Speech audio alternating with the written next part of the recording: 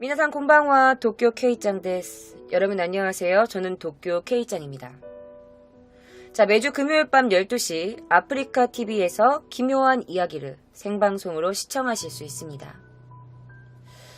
자, 오늘 저 도쿄 K짱이 가지고 온 기묘한 이야기는요. 뭔가 느낌이 오시나요? 긴 말하지 않겠습니다. 자, 도쿄 K짱의 기묘한 이야기, 여러분들을 초대합니다.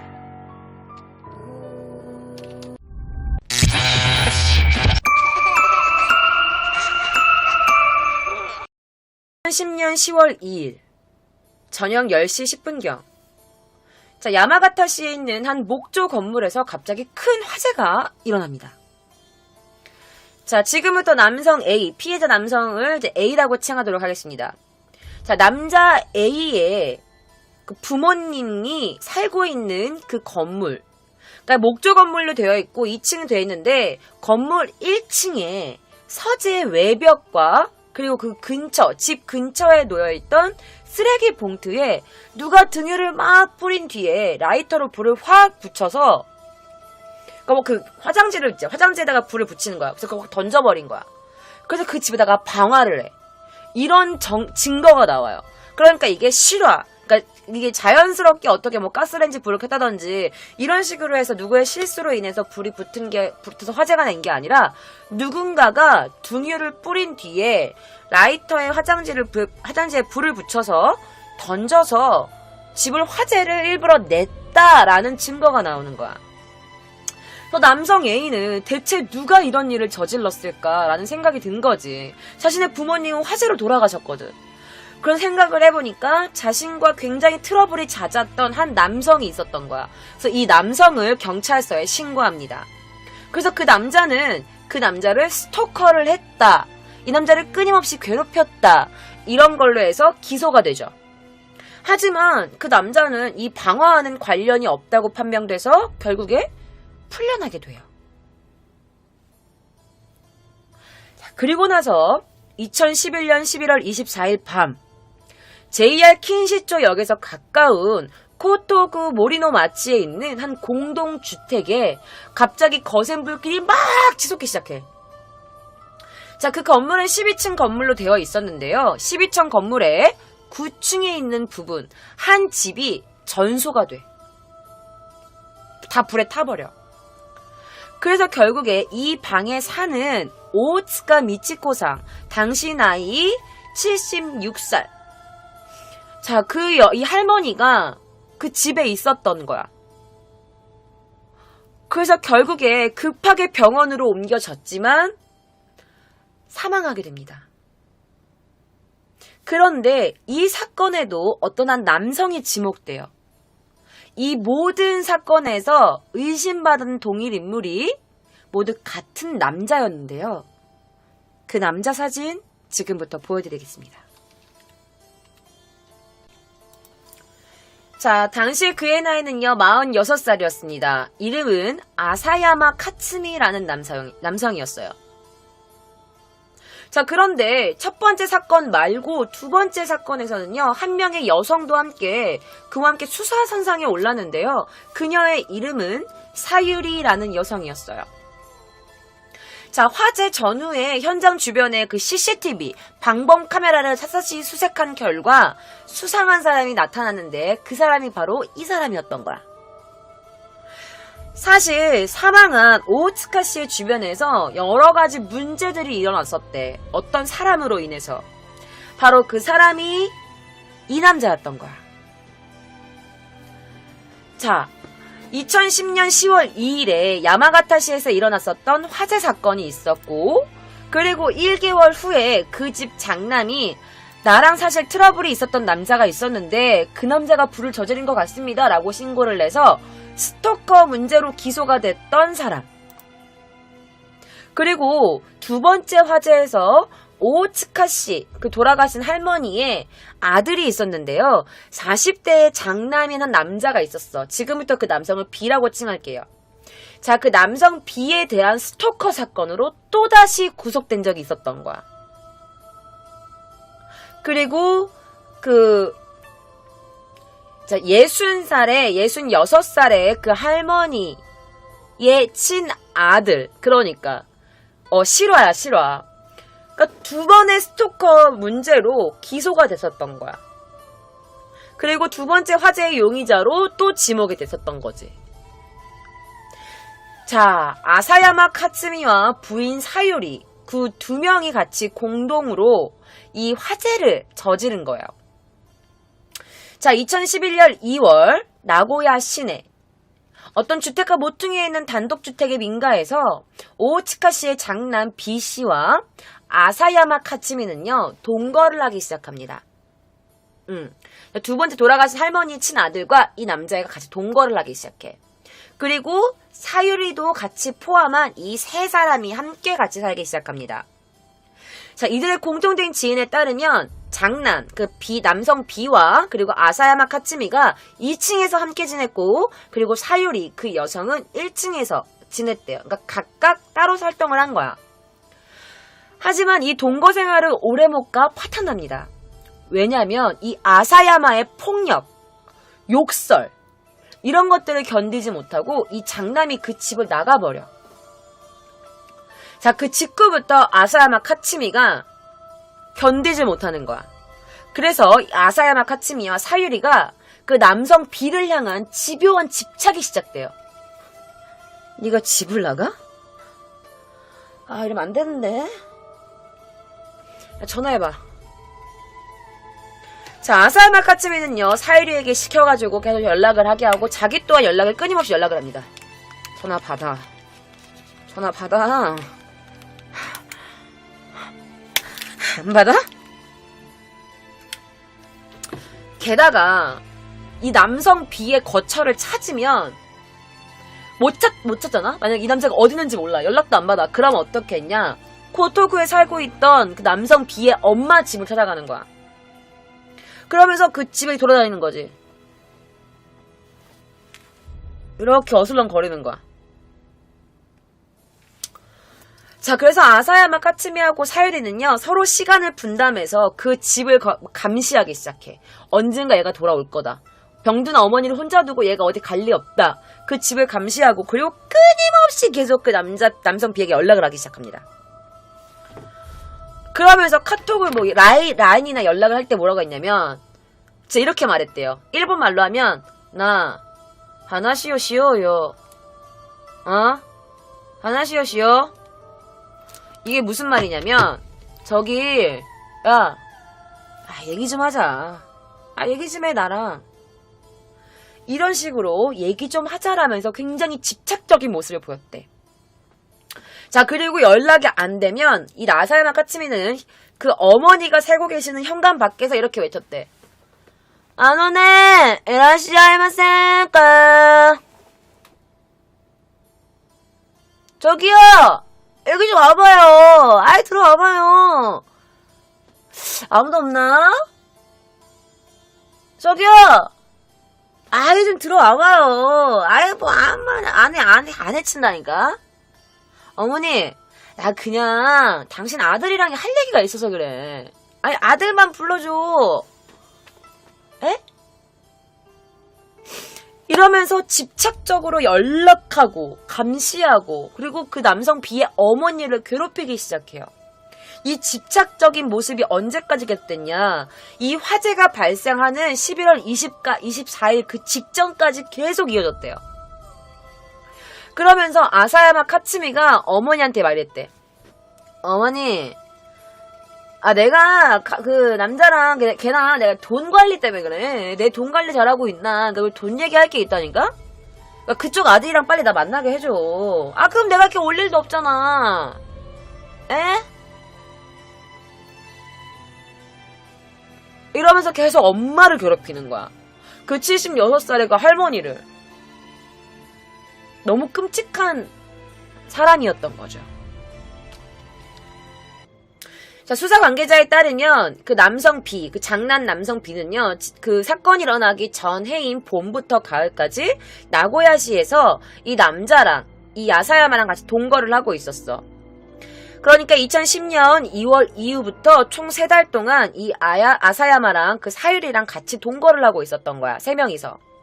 그런데 이 아사야마 그 약간 지금 느낌 나는 포스를 보시면 알겠지만 굉장히 거친 사람이었던 거지.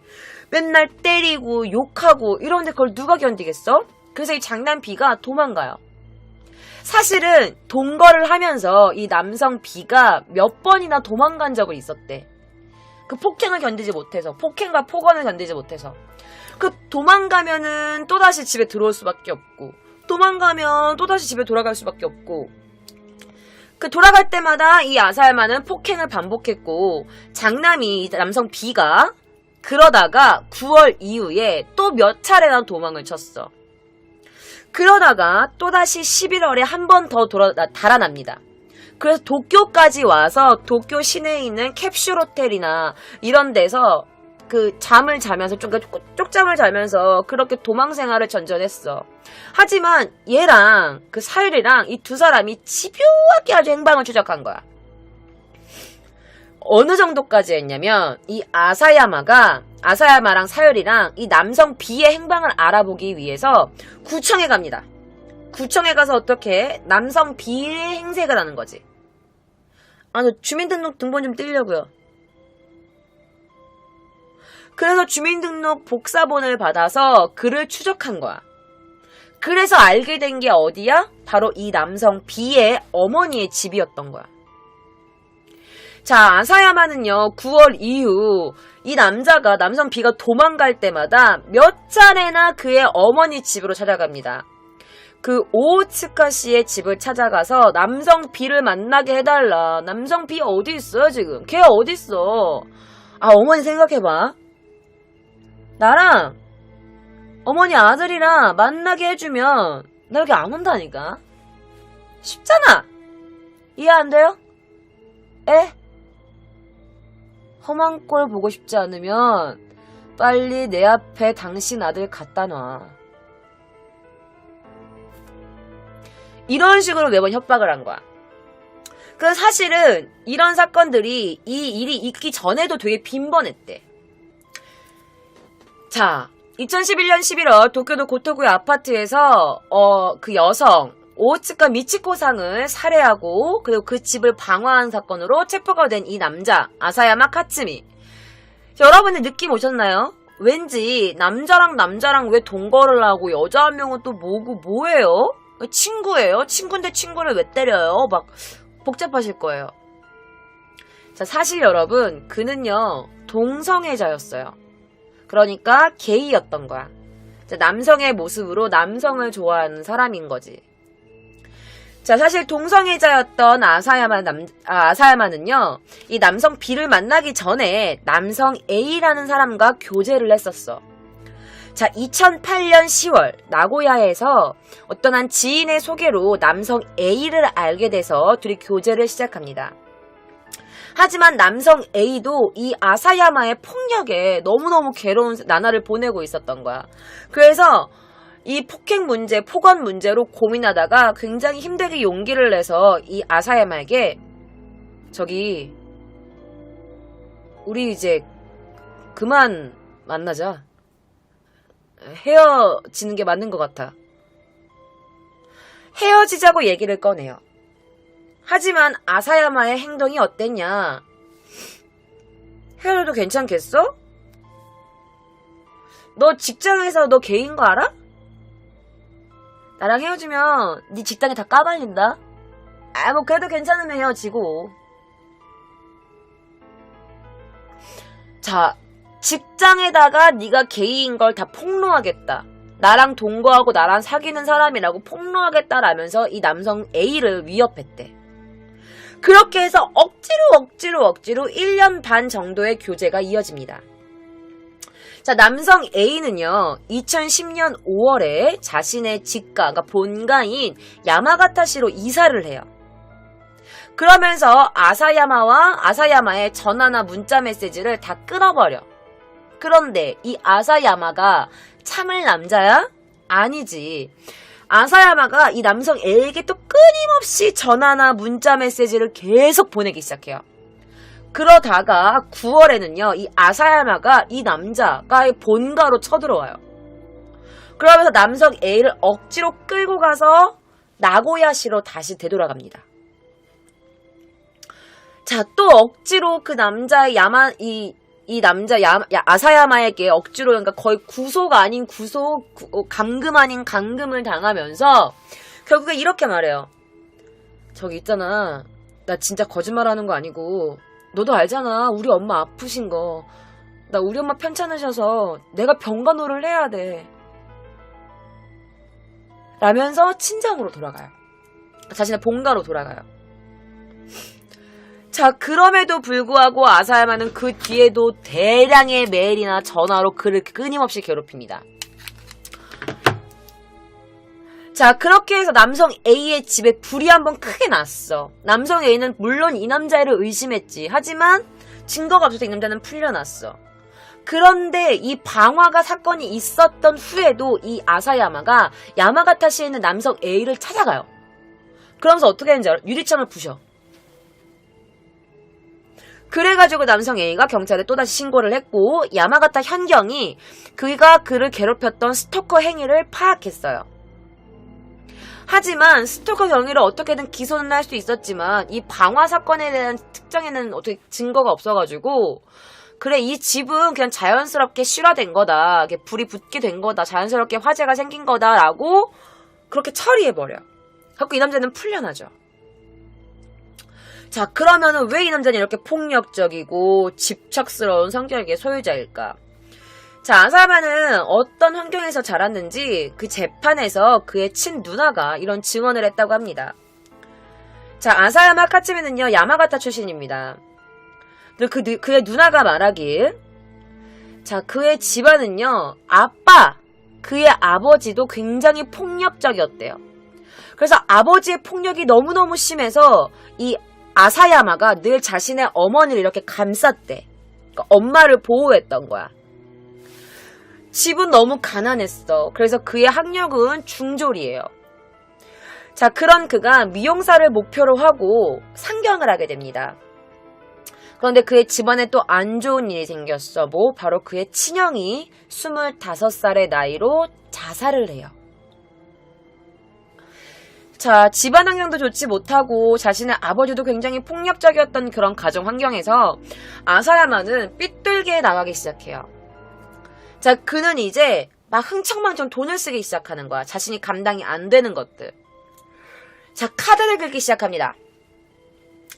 자, 그가 카드 빚으로 산 물건들이 방에서 굉장히 많이 나왔는데요. 예를 들면 시계가 36개, 모자가 25개, 선글라스가 35개, 그리고 신발이 200켤레가 나왔다고 해요. 자, 삐뚤게 자라온 그의 전력을 보면 여러분들 깜짝 놀라실 거예요. 그는 약물도 사용했고요, 마약을 했고요, 공연 외설, 그러니까 밖에서 이상한 짓을 하는 거, 그리고 미성년자와의 성적인 문제, 그러니까 미성년자의 음행, 약간 그런 문제도 있었어.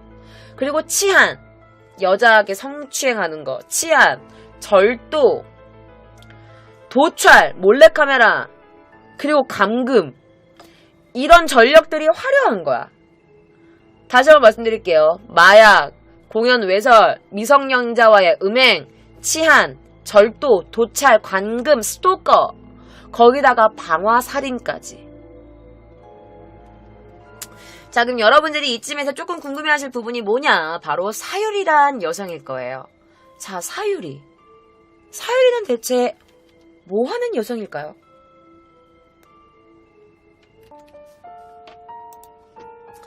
자, 아사야마 카츠미. 자, 그는 동성애자입니다. 게이예요. 남자지만 남자를 사랑하는 사람이야. 그런데 그에게는 부인이 있었습니다. 아내가 있었어요. 바로 그 아내가 이 사유리상이었던 거야. 자, 근처 주민 관계자에 따르면 아사야마 카츠미 그리고 그의 아내 사유리 두 피고가 결혼한 것은 바로 10년 전입니다. 자, 사유리의 할머니가, 그러니까 사유리, 그의 아내와 할머니가 함께 살고 있었대요. 그런데 그녀와 그의 할머니와 같이 살고 있던 2층에서 그의 둘의 관계가 시작됩니다. 같이 동거를 하기 시작해요. 함께. 자, 그러다가 아사야마 카츠미와 사유리가 같이 결혼을 하게 되고, 자, 그의 인터넷에 떠도는 소문에 따르면 사실 사유리는요, 자산가의 딸이라고 유명해요.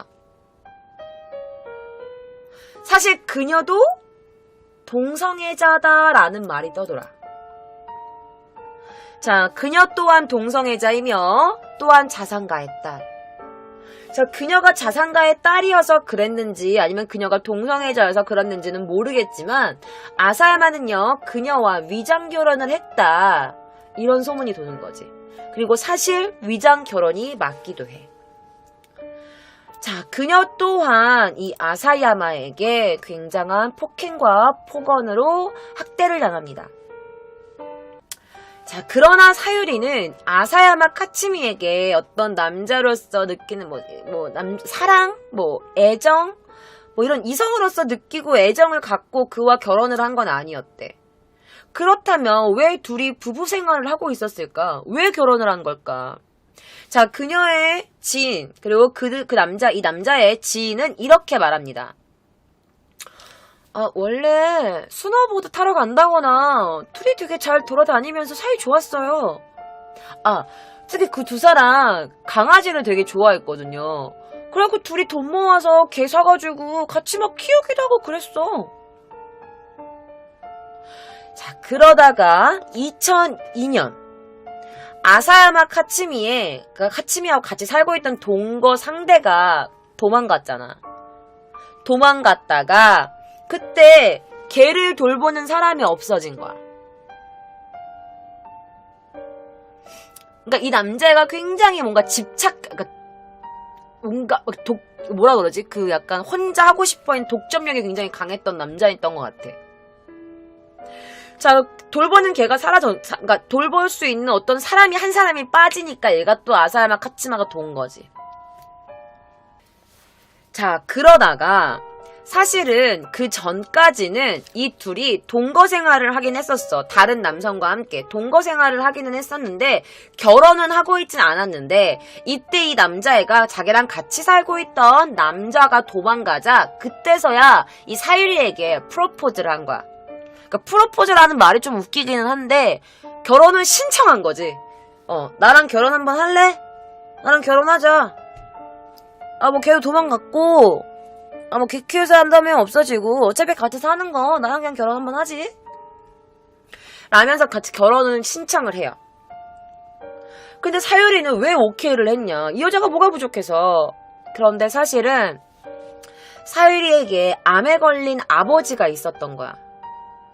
그래서 이 아버지에게 돌아가시기 직전에 아름다운 신부의 모습을 보여드리고 싶어서 아프신 아버지를 안심시키고 싶어서 그와 결혼을 선택했다고 지인이 증언을 해. 그러니까 이른바 그녀는 깍두기였던 거야. 우리나라 말로 하면 깍두기, 이렇게 중간에 사이에 낀 그런 거야. 왜냐면 이 남자는 확실한 100% 게이였으니까. 그럼에도 불구하고 얘랑 결혼을 했지만 남자친구를 끊임없이 만들었어. 자, 결혼 후에도 아사야마 카츠미의 폭언이나 폭력 그녀 혼자 계속 견디고 있었죠. 그러면서 중간중간 그 자신의 남편의 남자친구들과의 동거도 함께 해야만 했고요. 자, 이 남자의 직업은 뭐였어요? 아사야마 카츠미는 여러분 무직이었어요. 백수였어요. 일을 하지 않았어. 그럼 둘이 어떻게 살았어요? 자, 일하지 않는 아사야마 카츠미에게 사유리상은요, 생활비를 건네주거나 아니면 집을 얻거나 그에게 무슨 취미생활하는 용돈을 준다거나, 그러니까 사유리상은 그에게 있어서 그냥 돈줄에 불과했던 거야. 자, 그녀는 자신의 아버지를 마지막으로 기쁘게 해드리기 위해서 선택한 결혼이었을지는 모르겠지만 그 끝은 굉장히 비극적이었죠. 자, 여러분들 궁금해했을 거예요. 제가 왜 이런 문신을 하고 왔는지. 여러분 그의 몸에 그려진 문신이 보이시나요? 자, 여러분 사실은 일본에서는요, 우리 한국 같은 경우는 뭐 문신한 사람 봐도 그냥 패션이겠거니 하잖아. 그런데 일본에서는요, 이 문신이 아직까지는 약간 패션 개념은 좀 아니야. 왜냐면 문신한 사람들이 할 수 없는 것들이 꽤나 있거든요. 예를 들면 온천에 가도 문신한 사람은 받아주지 않아요. 그리고 무슨 뭐 대중 사람들이 많이 있는 약간 뭐 헬스장이라든지 짐 이런 곳에도 문신을 너무 크게 한 사람들은 받아주지 않아.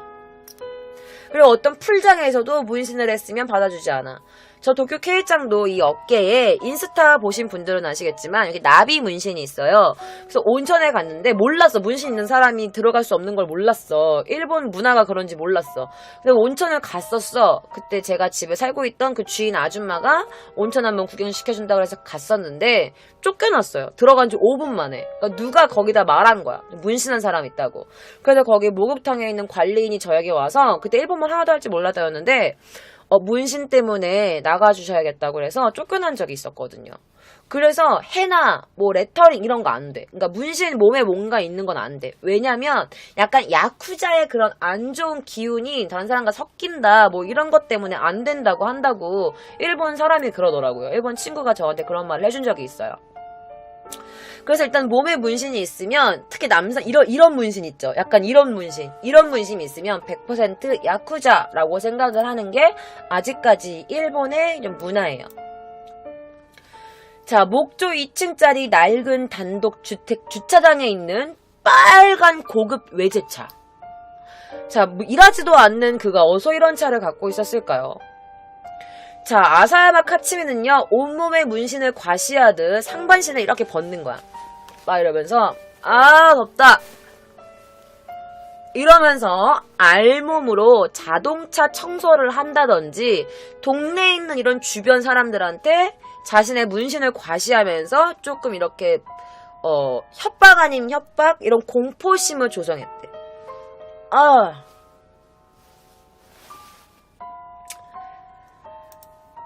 자, 그리고 주변 사람들이 말하기를 아사야마 카츠미는요 굉장히 성질이 급한 사람이었다고 해. 욱하고 성질 급하고 빨리 아이씨 막 이런 성격 있죠. 예를 들면 교통사고 났을 때 교통사건이 났을 때 문 열고 나가는 거야. 나와가지고 야 문 열어. 문 열어 이씨. 차에 내려가지고 상대방 차를 막 박차고 막 두들기고 막 발로 차고 막 이랬대. 그러면서 운전석 문을 막 억지로 열고 해가지고 야 내 이 새끼야 이러면서 막 그렇게 뭔지 알지 약간 그런 사람이었대. 그리고 그런 광경들을 근처 주민들이 몇 번이나 봤다고 해요. 자, 한편 그의 아내인 사유리는요 굉장히 똑똑한 아이라고 알려졌어요. 그 동네에서. 자, 과거에는 그녀는요 외제차 판매 회사에 근무했대요. 그래서 그가 왜 빨간색 외제차를 갖고 있는지 안 봐도 훤하죠. 그러면서 현재는 그 당시에는 다른 회사에 다니면서도 굉장히 아침 일찍 출근하는 등 굉장히 성실한 모습을 보이는 여성이었대요. 자, 그래서 그랬는지 모르겠지만 두 사람 간의 어떤 관계에는 굉장히 약간 알게 모르는 약간 물론 위화감 같은 게 항상 있었대. 자, 아사야마 카츠미는요 게이였잖아요. 그래서 집 앞에서 어떤 남자와 친하게 농담을 주고받고 있었고 그 농담도 상당히 좀 야한 농담을 주고받고 있었다고 해요. 자, 다른 주민들은 이렇게 말해요. 아사야마 카츠미 그 사람 있잖아요.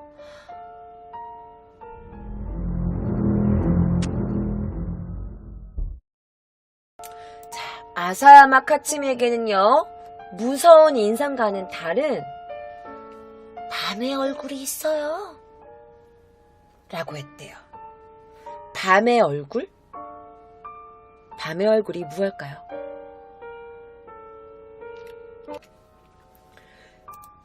자, 그의 블로그인지 어떤 사람의 블로그에 그의 어깨 문신과 함께 여장 모습이 공개됐었대요.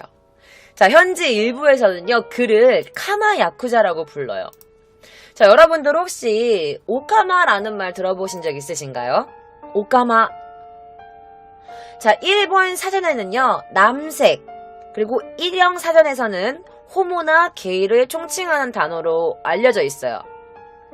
자, 오카마는요, 호모나 게이라는 말이 일본에 들어오기 전부터 있었던 고유어라고 해요. 그런데 같은 말인데 뜻이 조금 달라. 그러니까 일본에서 쓰이는 말로는요, 여장남자를 뜻해요. 여장남자. 그런데 단순히 남자가 여장만 하는 걸 지칭하는 게 아니라 성격, 행동, 그리고 이런 마음, 이런 것까지 여성화된 거를 바로 오카마라고 합니다. 그러니까 우리나라에서 오카마라고 하면 약간 트랜스젠더, 이렇게 성 정체성을 표시하고 있고요. 그러니까 이런 거야, 이런 스타일. 그러니까 남잔데 여자 분장을 하고 여자처럼 야, 나니言ってるな. 약간 이런 남잔데 이런 걸 오카마라고 불러요. 여튼 자, 다른 관계자는요, 아사야마 카츠미가요, 이런 좀 번화가 이런 데서 굉장히 알려진 얼굴이라고 해요. 왜냐면 그는 밤마다 거리로 나오는 거야. 그리고 남자 아이, 미성년자라든지 남성이라든지 이렇게 남자들과 술을 마시면서 맨날 이렇게 돌아다녔대. 그러다가 술 먹고 취해서 날뛰고 뒤엎고 막 가게 트러블 뭐 말할 것도 없고, 그러니까 술 먹으면 진상 중에 상진상, 술 안 먹어도 진상인데 술 먹으면 개진상이 되는 거지. 그래서 그렇게 맨날 난리 법석을 떨고 다녔대. 자, 당시에 아사야마 카츠미가 한때 동거했었던 오오츠카상, 그 할머니의 장남 남성 B와도 데이트할 때는 굉장히 다정하게 웃으면서 돌아다니면서 같이 술도 먹고 밥도 먹고 그런 모습도 목격된 적이 있다고 합니다. 자, 그러다가 그 교제가 끝나게 되고 아사야마 카츠미의 그 독점력. 자, 이 아사야마 카츠미의 독점력은요, 주변 지인들에게도 굉장히 알려져 있을 정도로 독점력이 굉장히 강한 남성이었어. 그러니까 이 상대 남자가 어떻게 이길 수가 없는 거야. 그의 집착을. 이 아사야마 카츠미가 굉장히 소름 끼치는 게 뭔지 알아? 오우츠카 씨가 죽었잖아. 그 화재로 돌아갔잖아. 그 남성 B의 엄마가 화재로 돌아가셨어. 근데 그땐 얘가 잡히지 않았을 땐 말이야. 그 오우츠카 씨가 숨진 6일 뒤에 장례식장이 있는데 그 장례식장에도 얘가 나타났대요. 그러면서 그 장례식장에 나타나서 계속 이렇게 말하는 거야. 나 하나시오 시오요. 에? 올해 또 하나시오 시대? 하나시대 것도 가른다 깔았어. 에? 저기 나랑 얘기 좀 하자. 내 얘기하고 싶은 게 있다니까? 얘기 좀 하자니까?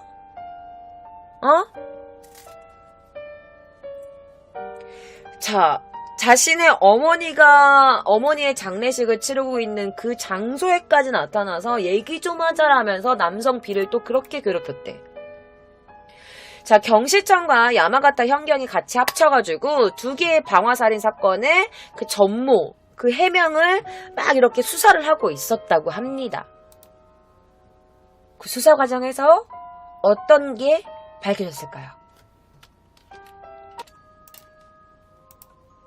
자, 2011년 11월 24일 밤 JR 퀸시초역에서 가까운 코토구 모리노 공동주택에 갑자기 거센 불길이 막 쏟아오르기 시작했어. 자, 12층 건물의 9층 부분에 그 한 층이 다 전소됐습니다. 한 방 하나가, 집 하나가. 자, 이 방에 사는 오우츠카 미치코상. 근데 이 할머니가 곧바로 병원에 옮겨졌으나 사망했다고 말씀드렸어요. 그런데 사실은 이 할머니의 어떤 다른 몸에는 또 다른 외상 같은 건 없었어. 그러니까 누구한테 맞았다든지 구타를 당했다든지 어떤 반항한 이런 흔적이 발견되지 않았어. 그런데 다만 현장에서 이걸 누가 이거 화재를 저질렀다. 이거를 나타내는 증거가 나타난 거야. 그냥 그런 흔적이 나타난 거야. 뭐냐면 경시청 수사 1과에 의하면 실내 바닥에서 기름 성분이 검출된 거야. 그러니까 누가 일부러 기름을 이렇게 뿌린 것 같은 게 검출된 거지. 솔직히 우리가 일상생활 할 때 뭐 식용유나 이런 거면 모르겠지만 이런 누가 등이라든지 석유 같은 거 누가 자기 집에 뿌리는 사람은 없잖아. 그런 게 발견된 거야. 누가 방화를 한 거다. 자, 실내에 물색의 흔적은 없었어. 그런데 현관 열쇠는 열려 있었어. 현관문은 열려 있는 채였대. 사실 오호츠카상 그 할머니는 방에서 구조가 됐어. 그런데 이 오호츠카상이 그 건물로 들어갈 때 CCTV에 찍혀있던 그 집으로 들어갈 때 그 옷 그대로 이불 속에서 가로로 이렇게 놓여진 점도 그 경찰들이 좀 수상하게 생각을 했던 거야. 원래 약간 그 할머니 분들은 집에 오시자마자 옷 좀 갈아입으시고 좀 우리들보다 좀 부지런하시잖아. 그런데 이 할머니가 나이도 이렇게 76살, 76살이 된 이 할머니가 집에 가자마자 옷도 그대로 입고 이불 속에 가로로 이렇게 똑바로 누워서 죽었다는 게 너무 이상한 거야.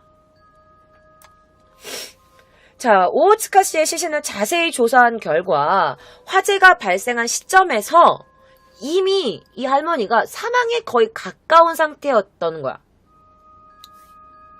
이상하다. 화재가 났으면 이산화탄소를 막 먹어서 그래서 죽어서 화재가 나고 나서 조금 더 지난 뒤에 할머니가 사망한 걸로 나와야 되는데 화재가 발생한 시점에서 거의 할머니가 사망에 가까운 상태로 나오니까 너무도 이상한 거야, 이게. 그러니까 이미 불이 났을 때 이 할머니의 상태를 봤을 때는 이 할머니가 기름을 뿌리거나 불을 이렇게 낼 수가 있는 상황이 아니었던 거야. 그래서 점점점 이거 누가 방화한 것 같은데 이게 사건성이 점점점 강해질수록 이 수사 간부가 긴가민가한 거야. 이게 누가 방화한 거다. 이거는 사건이다. 라는 확신이 있는데 아무래도 납득이 가지 않는 점이 하나가 있었던 거야. 바로 오호츠카 씨 이 할머니가 사망한 경위였던 거지. 자, 현장과 시신의 상황을 정밀하게 조사하면 몇 가지 의문인 점이 좀 떠오르기는 해. 자, 불길이 막 올랐어. 그리고 사람의 인체에 영향을 줄 정도의 이산화탄소가 이 실내에 꽉 충만하게 차려면 일정 시간이 소요가 된대. 불 나서 이산화탄소 갑자기 먹어 죽는 게 아니라 불이 나고 나서 이산화탄소가 막 이렇게 생긴 다음에 꽉 차서 사람이 흡입을 해서 도저히 움직일 수 없고 이렇게 쓰러질 때까지 시간이 좀 필요하다 이거지. 그런데 감정 결과로부터 봤을 때 오호츠카 씨는 이미 화재 직후에 일산화탄소가 중독이 되면서 꼼짝할 수 없는 상태였던 거야.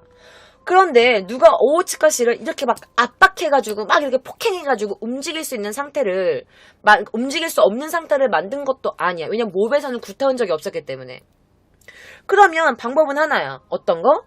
오호츠카 씨를 저항할 수 없게 어떻게 한 다음에 일산화탄소에 중독을 시킨 건데 그런데 이 시신으로부터 어떤 약물도 검출되지 않았어. 그러니까 이 할머니한테 수면제를 먹여가지고 뭐 재웠을 때 뭐 어떻게 맞게 했다거나 이런데 약물도 검출되지 않았고 폭행 흔적도 없었고 반항 흔적도 없었던 거야.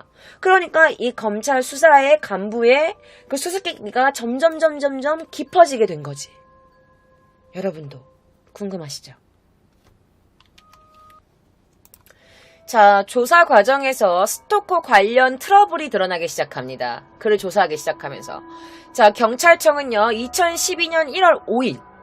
자, 오호츠카 씨의 장남에 대한 스토커 규제법 위반과, 그리고 그가 구청에 가가지고 내가 사실 이 사람입니다. 라면서 거짓말했던 이런 거 있죠.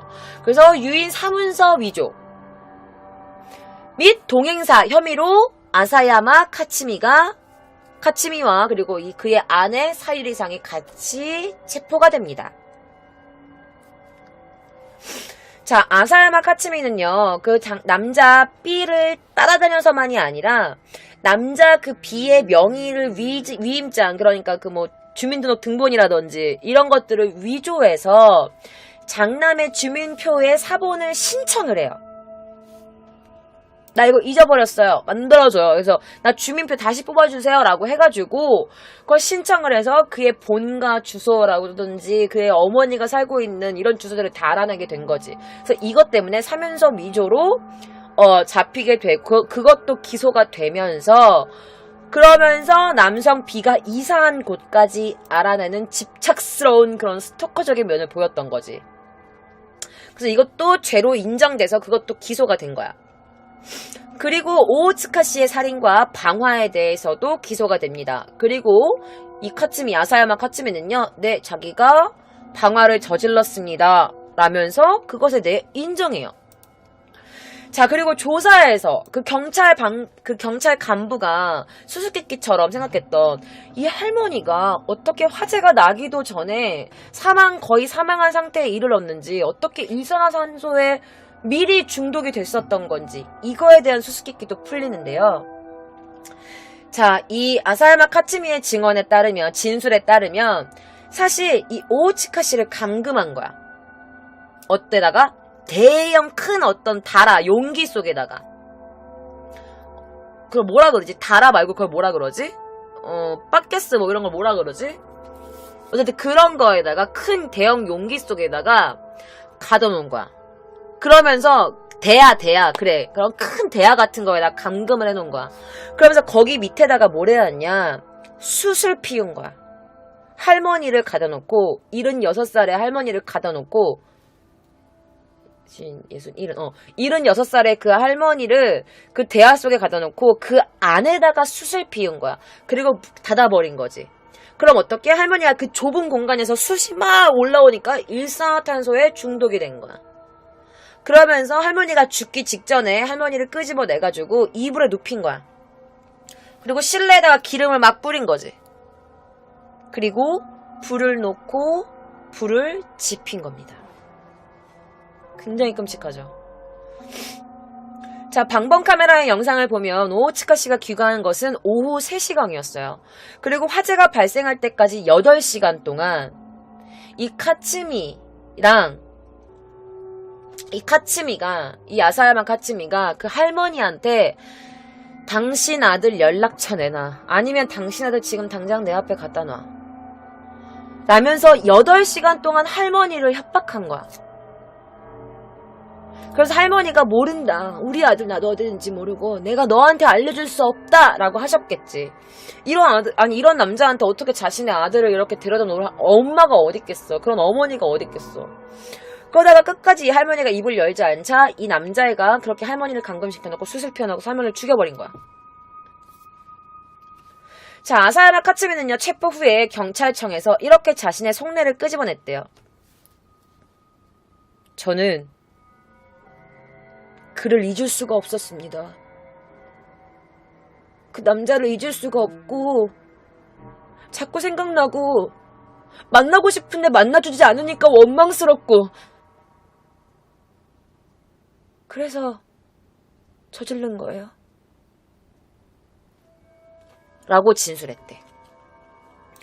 근데 이 남자애가 어떻게 말을 했냐면 남자를 원망해가지고 이렇게 불을 저질렀습니다 하다가 야마가타에서도 방화 사건 한번 저지른 적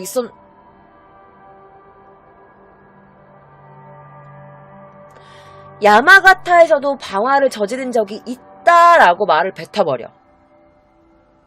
그래서 조사 등을 하면서 다른 의혹들이 떠오르기 시작한 거야. 야마가타에서도 화재를 저지른 적이 있다? 방화를 저지른 적이 있다? 여러분 생각나는 사람 없어요? 맞아요. 남성 A예요. 자, 남성 A가 그를 스토커로 신고했고 화재를 이 남자가 한 것 같다라고 했지만 그 당시에는 증거가 없어갖고 이 남자가 풀려났단 말이야. 그런데 사실은 그 화재도 얘가 저질렀던 거야. 자, 아사야마 카츠미는요, 오우치카 씨의 살해 전에 그 오우치카 장남한테 그렇게 집착을 했었잖아. 그래서 이 남자한테도, 남성 B에게도 이걸 일본말로 하면 후쿠엔이라고 하거든요. 후쿠엔이 뭐냐면 우리가 헤어졌잖아. 그걸 다시 원래 관계로 돌아간다. 인연을 끊었지만 다시 원래 관계로 돌아간다. 이런 거를 후쿠엔이라고 하는데 다시 너 나랑 다시 만나야 돼. 난 너밖에 없고 너도 나밖에 없어. 너가 나 잘 살 수 있을 것 같아? 난 너 절대 못 놔줘. 이렇게 해가지고 계속 남성 B를 협박했는데 그 전에도 남성 A와 교제할 때 똑같은 짓거리를 한 거야. 그래서 아사야마 카츠미가 조사할 때 네, 야마가타 방화는요,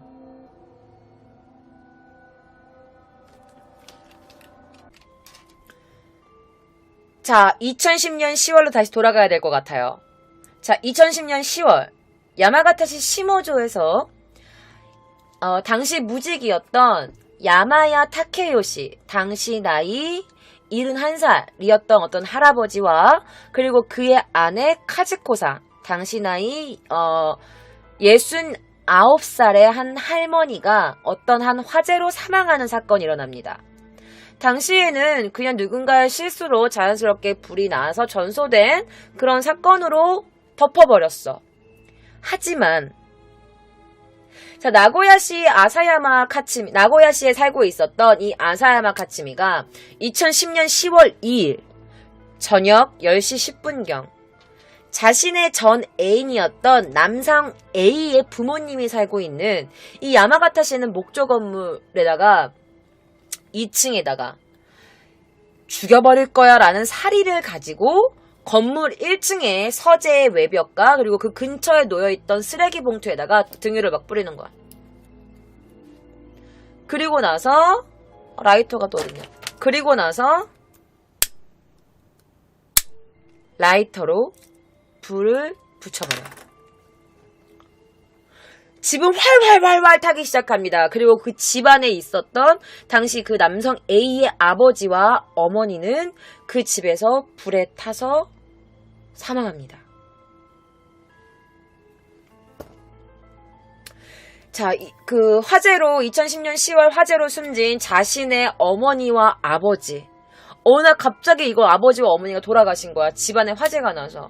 그리고 나서 이 화재 직후 이 장남 A가 야마가타 현경의 경시청에 갑니다.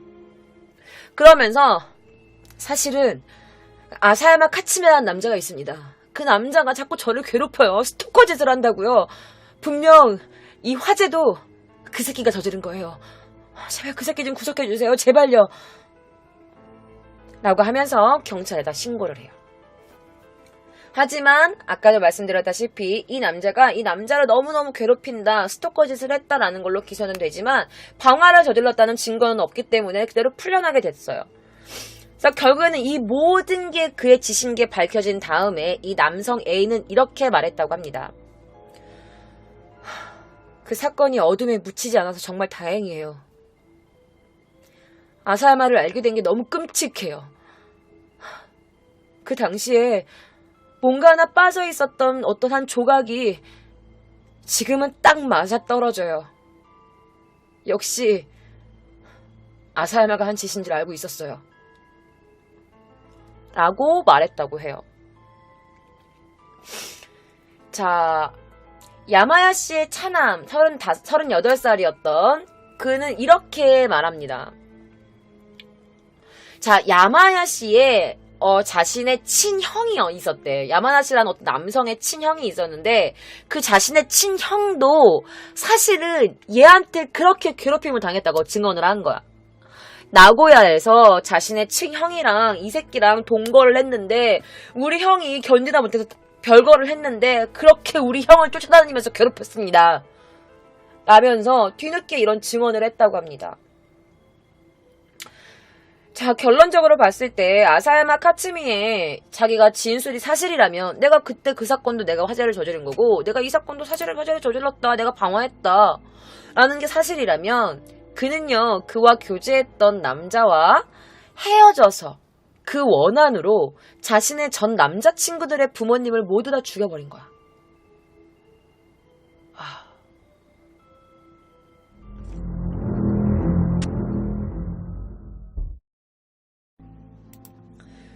자, 2013년 5월 9일 첫 공판이 열립니다.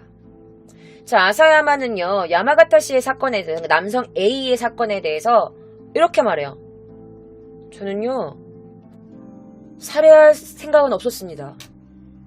라면서 자신의 사리를 가지고 죽인 건 아니다 라면서 부인을 합니다. 그래야지. 이 인간 말존이 끝까지 이 쓰레기가 돼야지. 자, 그리고 도쿄에서 일어났던 사건, 남성 B에 대한 사건에 대해서는 기소 내용을 인정했어요. 자, 검찰 측은 이렇게 진술합니다. 피해자를 사망시킬 위험성이 있는 행위로 이미 인식한 상태에서 어떤 행동을 행했을 시에는 그 행동에 대해 사리가 있다고 인정됩니다. 확실하게 살아야 수 있다라고 생각하고 행할 필요까지는 없습니다.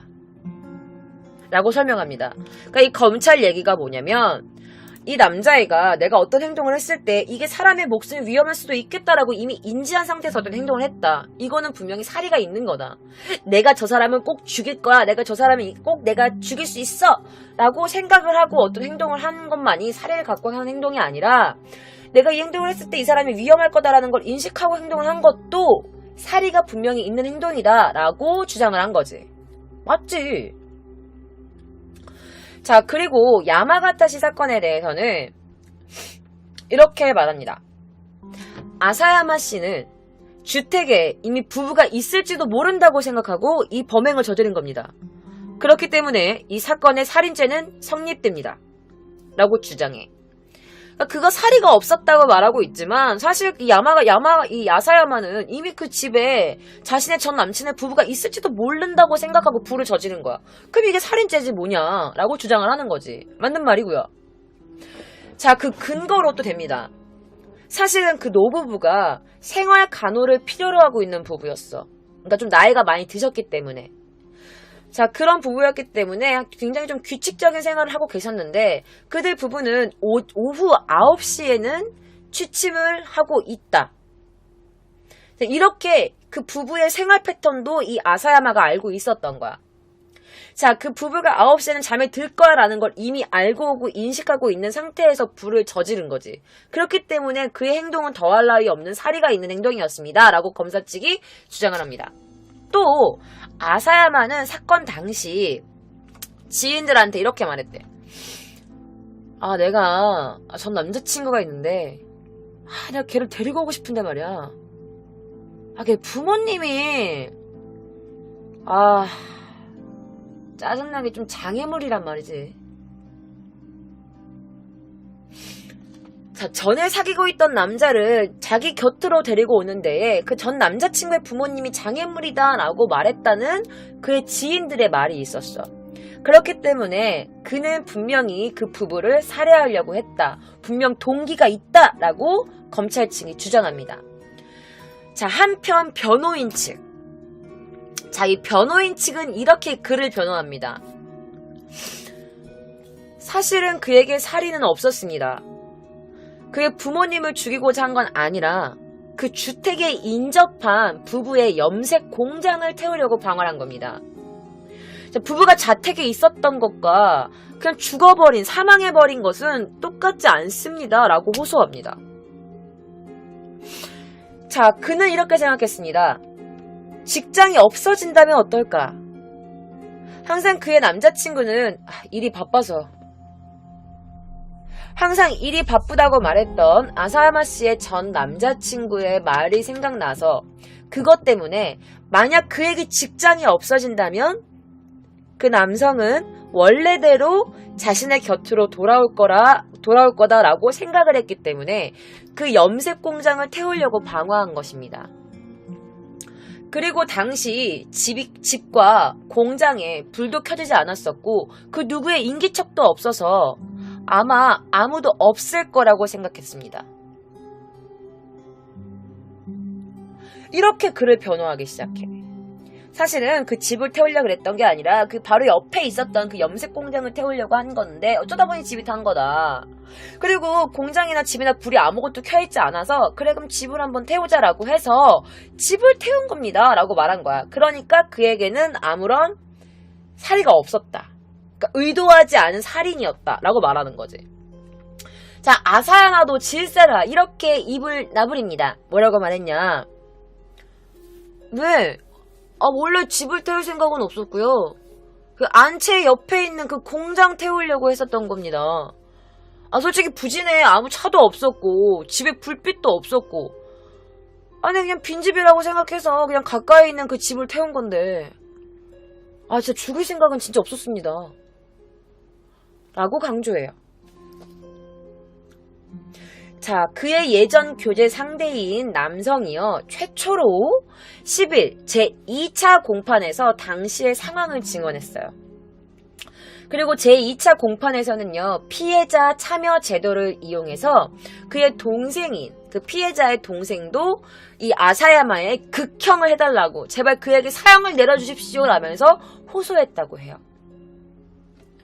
자, 그리고 13일 제3차 공판에서 아사야마 씨의 부인이 증인신문에서 이렇게 말을 합니다. 자, 그녀의 사진 다시 한번 띄워드릴게요. 자, 그의 부인의 사진입니다. 자, 그녀의 부인의 증언에 따르면 왜 아사야마 씨와 함께 방화를 저질렀냐 라고 묻자 그녀는 그가 그의 전 남자친구와의 일이 없어지면 다시 나고야로 돌아온다고 말을 했거든요. 라고 말했어요. 자, 그가 다시 나고야로 돌아올 거라는 약속을 받아서 같이 방화를 저질렀다라고 말한 거야. 자, 그러면 아까도 분명히 그에게는 별로 애정이 없었다고 말하는 그녀였어. 그래서 물어봅니다. 자, 게이인 걸 알면서 그가 동성애자임을 알면서도 왜 아사야마 씨와 결혼을 했죠? 라고 묻자 그녀가 이렇게 말합니다. 결혼 안 하면 제가 키우고 있던 개를 죽인다고 협박했어요. 그 강아지는 그냥 강아지가 아니에요. 제 가족이에요. 제 목숨보다 소중한 강아지라고요. 그 개를 죽인다고 해서 그래서 결혼한 거예요. 연애 감정이나 사랑하는 감정 같은 건 없었어요. 라고 말을 해요. 그러니까 뭐 아버지에게 보여주고 싶었던, 마음에 걸린 아버지에게 뭐 자신의 뭐 행복한 모습을 보여주고 싶었던 마음도 있었겠지만 결론적으로는 그냥 그가 자신의 개를 자신이 키우고 있던, 둘이 같이 강아지 사서 키우고 있던 그 개를 나랑 결혼 안 할 거야? 나 그럼 그 개새끼 죽여버린다? 이렇게 말을 한 거지. 그래가지고 억지로 결혼을 했다라고 그녀가 재판에서 증언을 해요. 자, 14일 제4차 공판에서 피고인 질문에서 아사야마가 저는 진짜 그때는 집에 아무도 없다고 생각한 거라니까요. 저 죽일 마음 진짜 없었어요. 네, 뭐 솔직히 그 공장뿐만 아니라 그 집도 싹 다 불타버렸으면 좋겠다라고 생각은 했습니다. 라고 말해. 자, 그리고 21일 공판에서는 또 이렇게 말합니다. 네, 뭐 나쁜 일 했으니까 저 사형당해도 상관없습니다. 라고 말을 해요. 자, 23일 논고에서 검찰 측은 옛 애인이 아사야마 씨에게 자신의 부모님의 생활 패턴을 굉장히 자세하게 알려줬었대. 아, 우리 엄마 아빠는 몇 시부터 몇 시까지 이렇게 하시기 때문에 뭐 이렇게 한 거야. 뭐 되게 규칙적인 생활을 하셔. 뭐 이런 식으로 그냥 일반 애인들끼리 할 수 있는 그냥 그런 얘기를 했었던 것 같아. 그런데 이 집착적이고 독점력이 강한 이 남자애는 다 그걸 기억하고 있었던 거지. 그래? 이렇게. 그래서 이 애인이 증언하기를 저는 그와 사귀었을 때 저희 부모님이 대충 어떤 생활을 하고 있는지 그에게 말한 적이 있습니다. 그도 분명 그 시간대는 그 집에 저희 부모님이 계셨던 거를 분명 알고 있었습니다. 그는 분명히 저희 부모님이 그 집에 있는 걸 알고 계신 걸 알고 사리를 가지고 저희 집을 방화한 것에 틀림이 없습니다. 라고 증언을 해요. 그래서 결국에 재판사는요, 옛 애인을 지배하기 위해 자신 쪽으로 자신의 품으로 다시 돌아오게끔 하기 위해서 방해가 되는 부모를 살해했다 라고 보고 그에게 사형을 구형합니다. 하지만 이날 최종 변론에서 변호 측은요, 집에 가까운 그냥 그 근접한 공장을 태울 작정이었습니다. 집엔 아무도 없다고 생각했습니다. 라면서 똑같은 말로 계속 반박을 해. 살인죄는 성립하지 않습니다. 라면서 호소를 하는 거지. 그리고 아사야마는요, 최종 의견 진술에서 정말 죄송합니다. 잘못했습니다. 라면서 갸냘픈 목소리로 말했다고 해요. 자, 판결에서 당시 재판장을 맡고 있었던 히카리 재판장은요, 쟁점이 됐던 게 뭐야? 과연 살인의 유무, 사리를 갖고 살인을 저지른 건가? 아니면 정말 사람이 없다고 생각해서 살인 방화를 했는데 사람이 있었던 건가? 라고 이런 거에 대해서 그게 쟁점이잖아. 그런데 집의 벽에는 등유가 뿌려져 있었어. 그럼 집에 들어갔다는 건 그의 부모가 분명히 있었던 것을 인지하고 있었던 거다. 그리고 사망한 부부가 약간 조금 나이가 있으시고 건강 상태가 좋지 못하다는 것을 이미 너는 인식을 하고 있었다 라고 한 거지. 자, 대피 능력이 떨어지는 부부가 죽을 위험성이 높은 것을 인식하면서 불을 태웠고, 그렇기 때문에 피고인의 살인을 인정한다 라고 합니다. 게다가 두 번째 남성 B의 도쿄 살인 사건에 대해서는 목숨을 구걸하는 그 어머니에게 협박과 학대를 했고 그냥 그의 어머니를 무시한 채 살해를 저질렀기 때문에 네가 저지른 범죄는 굉장히 잔인한 범죄다라고 지적을 합니다. 교제 상대에 대한 집착심으로부터 야마가타 사건을 일으키고 또 다시 다른 애인의 가족에게 거꾸로 원한을 사고 또다시 잔인한 범죄를 저지른 점. 그러고 나서 전혀 잘못이 없는 피해자가 3명이나 살해되고 또한 일본 사회에 준 충격도 크다. 애인을 되찾겠다는 열망을 실현하기 위해 중대한 범행을 거듭하며 저지른 그 잔인한 범죄는 이 법정은 그 죄가 막중하다고 판단한다. 자, 피고인이 야마가타의 사건 외에는 죄를 인정하고 있다는 유리한 사정이 있더라도 사형은 어쩔 수 없다고 결론지었다. 라면서 사형을 구형합니다. 그래, 네가 도쿄에서 네가 살인 저지른 거 너 인정한 거 알아. 그렇지만 너 그 전에도 살인 저질렀잖아. 그리고 너 그 집에 노안 그 병든 노모가 있는 거 알면서도 그 부모님이 있는 거 알면서도 너가 불을 저질렀잖아. 너 죽을 거 알고 있었고 그 사람들이 대피 못할 거 알고 있었지? 근데 그 사건 저지르고 또 저질렀지? 그러니까 넌 사형은 어쩔 수 없는 거야. 라고 한 거지. 자, 2014년 5월 2일 항소심청 공판에서 변호인 측은 공소 취지, 그러니까 서로 옛 애인 아사야마 씨의 심한 처벌 감정을 가진 거야. 그러니까 뭐냐면은 변호인은 계속 우기는 거야. 이 남자애가 살해를 가신 게 아니다. 근데 사형이라니. 이거 진짜 굉장히 위험합니다. 네? 그게 지금 증언만 있을 뿐이지. 뭐, 되돌아낸 뭐가 있습니까? 라면서 그냥 끝까지 말도 안 돼. 계속 우기는 거야. 살해가 없다. 살해가 없었다. 진짜 얜 사람 있는지 모르고 한 거다. 그렇게 해서 얘네들이 뭐를 하냐. 자, 아사야마가 피해자의 장남이 그 부모님의 가업인 염색 집을 물려받기 위해서 자신의 곁을 떠났다고 생각을 했습니다. 그리고 일자리가 없어지면 또다시 돌아올 것 같아서 피해자 집과 인접하는 염색 공장에 불을 질렀다고 했는데 피고는 부모님을 배제하려고 하지 않았고 오후 10시까지 계속 불이 꺼 있었다. 그렇기 때문에 불을 저질렀다라고 했는데 검찰 측은 아닌 거야. 검찰 측은 분명히 부모님의 생활 패턴을 알고 있었고, 그러니까 계속 똑같은 걸로 계속 싸우는 거야. 패턴을 알고 있었고, 그는 분명히 그의 부모님이 집에 있는 거 알고 있었다. 그리고 집에 들어가서 등유를 뿌렸지 않느냐? 그럼 그 사람이 부모님 있는 거 알고 있었다. 맨날 이런 거야.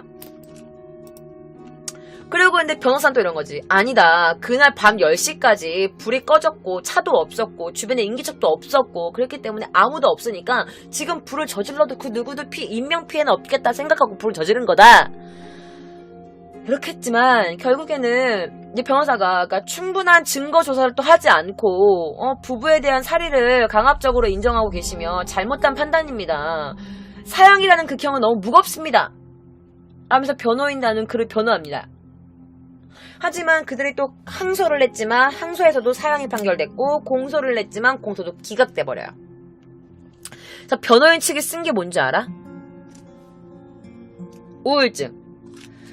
아사야마가 우울증이었다. 그러니까 심신미약 상태였다.